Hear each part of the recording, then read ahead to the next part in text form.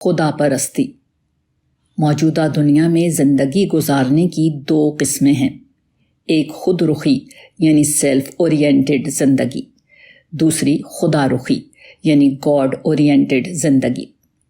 آدمی یا تو خود پرست ہوگا یا خدا پرست۔ اس کا مرکز و محور اپنی ذات ہوگی یا خدا کی ذات۔ وہ یا تو اپنے رخ پر دوڑے گا یا خدا کے رخ پر۔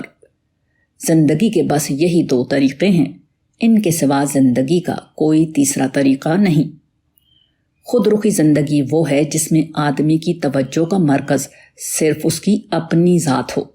وہ بس اپنے آپ میں جیے، وہ اپنے وسائل کو اپنی ذات کی تکمیل میں خرچ کرے۔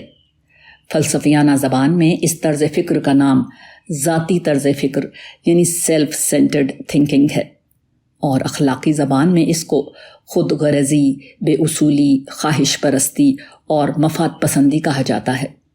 ایسا آدمی دیکھنے میں بظاہر انسان ہوتا ہے، مگر اندر سے وہ حیوان کی مانند ہوتا ہے۔ اس کے جینے کی سطح اور حیوانات کے جینے کی سطح میں کوئی فرق نہیں ہوتا۔ خدا رخی زندگی وہ ہے جس میں آدمی کی توجہات کا مرکز صرف ایک خدا ہو۔ خدا کو وہ ایک ایسے بڑے کی حیثیت سے پالے جس کے بعد اپنی ذات سمیت سب کچھ اس کی نظر میں چھوٹا ہو جائے۔ اس کو یاد آئے تو خدا کی یاد آئے، اس کو امید ہو تو خدا سے امید ہو، اس کو ڈر ہو تو صرف خدا کا ڈر ہو۔ خدا کی ذات اس کی نظر میں سب کچھ ہو اور اپنی ذات اس کی نظر میں بے کچھ۔ یہی دوسرا انسان خدا پرست انسان ہے۔ وہ ایک حقیقت پسند انسان ہے کیونکہ اس نے وہ روش اختیار کی ہے جو کائنات کے مجموعی نظام سے پوری طرح مطابقت رکھتی ہے۔